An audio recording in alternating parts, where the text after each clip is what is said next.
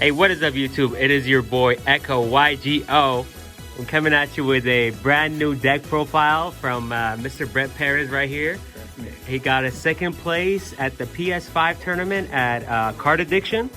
So let's get the deck profile started, bro. What did you play, and what were your matchups? Okay, so I'll start with what I played, I guess. I guess it's just Plant Zombies. Everybody wants me to call it something different, but we'll just go with Plant Zombies. Plant Zombies. So I guess I'll start with all the cards first. Lone Fire Blossom, 2 Dandelions, Titanial, and then for the last 3 plants, it's 3 Tomatoes. Nice. So this is the plant lineup. Yeah. Every plant in your deck. Because Lone Fire just goes in any of these, and it's like super important that it can go into the tomato as well. Nice. It does come up. Yeah. So that's it for the plant engine. And then for the zombie card, there's not a whole lot, but it's 1 Goblin Zombie, 1 Mizuki, 1 Plate Spreader, and then 1 Spirit Reaper. So a lot of people are asking me why I didn't play 2 of this, but like you play such a small engine for zombies that you only ever need the 1 to gain advantage to like tribute. If you summon it with tomato, you can tribute it for Caius. Nice. It kind of just creates plays that way. Yeah, because that engine is like very small. I thought it was gonna be bigger, but it's only 4 cards. This was dark. Some darks to supplement like the use of the Mystic Tomato, so that way you don't like just float down into the tomato. Yeah. You can go into the Crate Splitter, the Goblin Zombie, or the Spirit Reaper. Nice, nice. So this is the monster lineup. I got a couple more, but yeah. Nice. For the other ones that the Mystic Tomato can go into, it's Gale and Sangan, because this searches practically everything in the deck. And then this is just like a super versatile card, and I did play a lot of Black Wings. Yeah. And it came up where like you're able to steal your opponent's monster. Brain control. And then like synchro with Gale, or just get a free special summon and still have a normal summon. Nice, nice. And then for the rest of the monsters, only 1 Debris Dragon. You don't need any more. Nice. You don't need any more. It's just like literally just for a Black Rose play. Nice. Quick draw. Most of the use is as an extender when you're making a push, or like it's a dead card. If you have like a dead Titanial in hand, it's good to discard. Yeah. And then also if like you draw any of the like zombies, like the Mizuki or the Plate Spreader. Nice. These are good cards just to discard with the quick draw. Okay, and it's just the 1 quick draw. Yeah, just the 1. 2, you like commit too much to the board. I feel like even in Dandy Warrior, like having to discard a card to summon this, and then like synchroing and then discarding for Dual Warrior. Yeah. I feel like it's just like too many resources. Okay. And then Card Trooper as 1 well. Trooper? Yeah, you don't mind milling in the deck, and plus you need plants in the graveyard for like Mark of the Rose. Yeah. Plus it's also a Debris Dragon target. Nice. Does Debris negate the monster it summons? Yeah, it does, but you can use the effect for a cost to mill 3. Nice. Yeah. But you don't get the draw on it. Yeah. It's all good. And then for the boss monsters, 3 let's Caius, go. because it's the best card in Edison. Dark Iron Dragon, because it's the second best card in Edison. And then for the hand traps, you play like the Trag and the Gores. You play so many different levels, it does come up where you can steal stuff, and also copying levels with your tuner to make synchros with your tuners. Nice, nice. But that's all the monsters. Yeah. Now onto the spells and traps. Starting with spells. For the spells, the steal cards. Snatch Steal right here. Yeah, Mark of the Rose, which is just Snatch Steal. Like this card is absurd. Like a lot of the time, I use this proactively to just go for game and steal opponent's monster when they made a board, and then you can just win from that. Nice. So Mark of the Rose, Mind Control and Brain Control. Yeah, these are like the standard. Yeah. Like you just try to kill your opponent and play like a super control game with like tomatoes, and then like when you want to make a big push, you're gonna use like 1 of these or 2 of these or any combination. Yeah. Nice. And then for all the 1-ofs, it's 1 Pot of Avarice. You don't need any more because you don't mill enough in this deck for you to need more, so you're never scared of milling it. Yeah. 1 Allure, 1 Foolish Burial, 1 MST, and 1 Heavy Storm. Nice. And the best card in this deck is actually, I think, like Foolish Burial. Yeah, like a lot of the time, I would just hold this card, and like just wait until I drew something that like it could combo off with. Like if you draw the quick draw, sometimes you can just Foolish Burial the Dandelion to make Dual Warrior right there. Yeah. There were times where I Foolish Burial the Titanial if I drew like Call of the Haunted. Yeah. I Foolish Burial this once to Mark of the Rose to banish it, to steal opponent's monster, and then return it to get this back. Yeah. So, like, there's so many applications with the Foolish Burial. Yeah. Because you need a plant for your Mark of the Rose to work. So if you just mill a plant when you need it. Yeah, and the best part about that is like the fact that this banishes for cost. So if they don't DD Crow beforehand, like you get to just banish, and then they have to MST or something. Nice. Yeah. And that's all for the spell cards. Onto the traps. For the trap cards, I just played all the good trap cards. Understandable. Double Bottomless. I did play one Wing Blast. This is my 41st card. This is almost a deep prison, but I figured, like with all the cards that you could dead draw, being like the Titanial, the Zombies, or like the Dandelion if you need the tokens, which came up a couple times, like going Lone Fire, summoning Titanial, and having Dandelion and Wing Blast gave you free tributes. Yeah, to so stop targeting. Right, and then it gets you 2 tokens, which you can use for negates. Yes. Nice. That is so great. The one Wing Blast, and then how many more? All the limited cards. Call the Haunted. Mirror Force, Torrential, Dust Shoot, Return, and Judgment. Return. You do so much banishing with like Mark of the Rose. You do like the Plague Spreader, Mizuki stuff, Dark Arm Dragon, like the Return. I think I only used it twice in the whole tournament. Yeah. But both times I used it, it was just like a blowout win. Yeah, that card is crazy. I can see why it's at 1. Yeah. I feel like you just had to play like all the power trap cards. Like the deck plays control enough to a point to where you can like stalemate the game, and then when your opponent makes a push, if you're able to stop them, like you can just win the next turn because of all the cards that steal your opponent's monsters. Yeah. So you needed trap cards to try to just prolong the game a little bit, and then like just the one blowout return. Nice. It's like I think round 2 was the first time I used it, and it was against Paul, and the only reason I won that game. Shout out Paul, man. Shout out to Paul.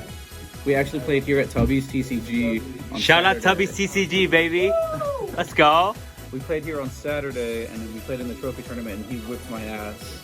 And then we drove up north, and I had to play him round 2. And it was the scariest thing of my life because he just beats me every time. But game 3, I won because I returned before he could return. Yeah. And it won me the game.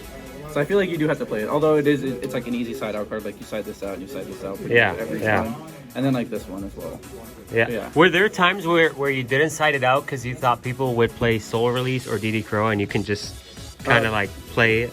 Yeah, there were a couple times where I knew somebody sided in game 2. He sided in Kaiku against me, so I sided this back in game 3.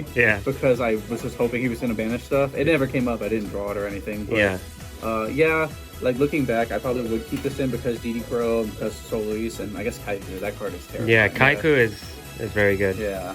So is there any cards that you would kind of want to take out, or cards you want to add in post tournament? No, I don't think so. I think like everything was perfect, honestly. Like I don't hate anything. Like I wanted to play a deep prison, but I feel like this is already too many trap cards. Like you draw any combination of these and not enough monsters, you kind of just like lose. Like if you draw like 3 trap cards and then, like a Caius, like you just feel like you lost the game from that point of view. Yeah. So I just tried to keep like the traps to a minimal where they always did something. Yeah. And I didn't want to lose to like anything that was like gonna cold wave or giant grenade or heavy storm. Nice. Yeah. It was always like every time I drew a combination of trap cards, I just set one and then like set something chainable like MST. Yeah, that's why it explains the 1-ups you have, because they're all like good on their own. Yeah, they all do like proactive things to help you like get something in the graveyard or banish something for RDD. And then like the bottomless you have to play because like value turbo. Like Sirocco is such a problematic card because it's 2000. Yeah. And if they play safe enough, you just lose. So bottomless like really hurts that deck. Okay. Yeah. So were there any matchups that you thought were difficult for you Hero Beat? Yeah, the Hero Beat deck with the divas and stuff, it gave that deck like too much like power plays. Like being able to make synchros in that deck made the game hard for me because you're always scared of Alias plus Gemini Spark or Honest. But like the Diva plus the Gilman can make a 5, and if they already had an Alias, they can make a 6 and make a Brio. And that's what he did to me, and he just kept bouncing my tomato whenever I was someone that said it. And then he also played Grand Mole, which was like absurd. Grand Mole is busted. Yeah, that card was so good against me. Because it can just bounce your Recruiter or Titanial, right? And this deck makes like really good synchro plays, but if they just like summon a Grand Mole and out it, like you kind of lose. Which is why I debated playing Deep Prison, and I didn't. But like I don't regret not playing defense. Yeah, because you made it so far with this list. So Yeah, exactly. That's great. So thank you guys so much for this deck profile right here. Thanks to Brett Perez for making the second place out of 64 people. Let's go. Thank you guys so much for watching. See you. Sorry guys, I cut the video too short. We had to go through the side deck and the extra deck first before I cut the video. So let's get it started. Alright, tokens for like the Dandelion. The extra deck was really tight, so I tried my best to just play cards that I thought were gonna be like viable and no matter what like kind of situation. Yeah. So just the one Chimera Tech. I cut the second one for the Armory Arm. Yeah. Which only came up once against Paul. And he had a Banisher on the field. Yeah. And I had two tokens, and I had to normal summon a Plague Spreader, synchro with the 2 tokens to make Armory Arm just to get over his Banisher. Nice. And then my set, Light Imprisoning Mirror, stopped him from like crashing. Like, when he attempted to crash, I chained Light Imprisoning Mirror and I won the game from that. Nice. So I just need to get rid of the Banisher, but yeah, it did come up, so I'm glad I played that. Nice. The 5s, Catastor, and Android. Yes. I think I went into this once and it got bottomless, but I just tried to beta bottomless before I Caiused or made another push. Yeah. 6s are Brio and Goyo. They're just the standard. Yeah, they're just the standard too. And then I did play 2 more 6s for the quick draw. I played the Drill Warrior because a lot of times you just try to go into stalemate and stall with +1 Dandelion. Yeah. And then this is for Monarch, which I feel like is my worst matchup. I did not play against any. Could you explain what the effect of this synchro is? Yeah, actually, when this card attacks at level 6 or higher synchro monster, half that monster's attack until the end of the damage step. But the biggest part of it is it cannot be targeted by monsters level 6 or lower. Nice. So Caius can't do anything. Caius and Ryza. Nice. Yeah, stop it. Nice. And I do feel like Monarch is the worst matchup, so I felt like I had to play it. Monarch is pretty good. For the 7s, it's Ancient Fairy Dragon, Black Rose, and Armor Master. Yeah.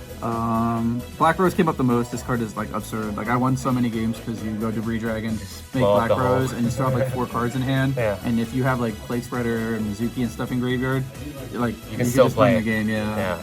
Also, the second effect comes up, banishing a plant from your graveyard to change a monster that's in defense to attack and making it 0. Nice. Yeah, because I think I had to do that and I banished a Titanial and then returned it and I was able to just win because of it. Nice. Yeah. Ancient Fairy Dragon, because it's another dragon, which is what you can only make with Debris Dragon, but it also stops like Zombie World. Right. Mark of the Road, you have to banish a plant.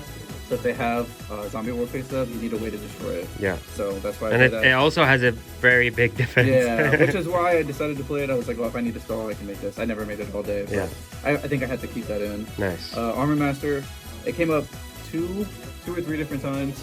I played against like 4 Blackwing decks, but it came up 2 or 3 different times, like being able to steal Ashura, Special the Gale, make a 7, beta bottomless, and then still have a normal summon and still be able to play the game. Nice, nice. And then for the eats, Stardust Dragon. Kind of self-explanatory. Dark End Dragon. I don't think I ever went into this. Thought Ruler. I did go into this once, and I went into Colossal Fighter once. Yeah. These are like pretty standard synchros. I think. Yeah, these are pretty standard. I wanted to play Red Dragon Archfiend just for another level 8 dragon. Yeah. But it felt impossible to find room in this extra deck because I wanted to play Dark Ruler Haddad's as well because you can make. Revive King. Yeah, Revive King. Nice. Because it's good against recruiters. Yeah, it just negates everything it attacks. Yeah, it's pretty good. Unfortunately, I decided to not do that and instead decided Vanity's Fiend, which I felt like would be enough. Yeah, Vanity's Fiend is great. Yeah. So onto the side deck. Just like generic stuff, like DD Crow can go against a bunch of things. Cyber Dragon, I pretty much always cited this in going second because it's a free summon, and if you draw Caius, you can just tribute it if you need to. Yeah. And double Vanity's Fiend, which was pretty good all day. I think I cited it against the hero guy. Yeah. And it didn't do anything. That was my mistake. I probably cited pretty badly, but. Like just being able to go for game, like especially against Frog as well. Yeah. Like, not being able to get a Treeborn back, and then like stopping Battle Fader and stuff. Yeah. I think round Trigodia, Gorse. Yeah, the round 6. The guy told me after he was super nice, but he was a little mad that I won. I had a Titanium on the board and his field was open, and I decided not to attack because I didn't want to lose to Gorge or Trag. Yeah. And then so I set a Goblin Zombie face down. and I passed, and then he just passed back to me after he drew. And Yeah. I tributed the face down Goblin Zombie for Vanity's Fiend, and then just started hitting him, and he couldn't do anything. And after the game, he told me, he's like, "Oh yeah, I had Trag, and I just needed you to attack, because the Trag would have been at 3,000. It seems like you played well that match. So for the spells in the side, just one Smashing Ground.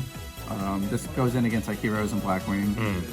Also Fairy decks, and then one Soul Release. Nice. Which never came up, but I feel like you kind of had to play it. Okay. Would you have played a third DD Crow over Soul Release? No. I think like the deck plays slow enough, and you can control the game enough to where like this comes up and it works really well, especially against like frogs. Nice. If they draw the frog combo, Yeah. like on turn 1, and they don't play smart enough around this, you could just Soul Release all their frogs in the game. True. I do want to fit in a second Smashing Ground, but it's kind of hard to find the space. Yeah. I think I know one card I might cut, but I'll tell you that. We'll find out. For the traps on the side, it's 2 Decree, which I sided in against Blackwing because Icarus attack is Yeah, Icarus attack absurd. is busted. So 2 Decrees, 2 Light Imprisoning Mirror. The fairies and just for Lightsworn. Paul. Yeah, Just for Paul. This is honestly Shout just out for Paul once again. He tells me too, like, oh, there's never that many light decks. Like, you don't need to side that card. But Yeah.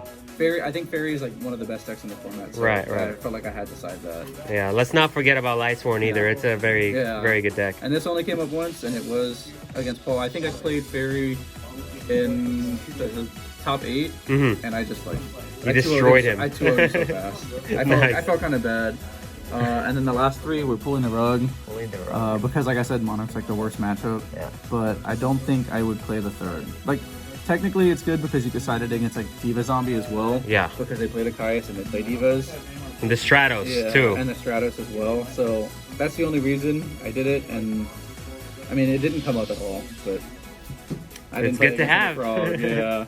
And so if I could go back and change anything, I think I would take one of these out for like another Smashing Ground. Another Smashing Ground. Okay. Yeah. Well, this has been the actual ending of the deck profile for Brett Perez. Thank you guys so much for watching. See ya.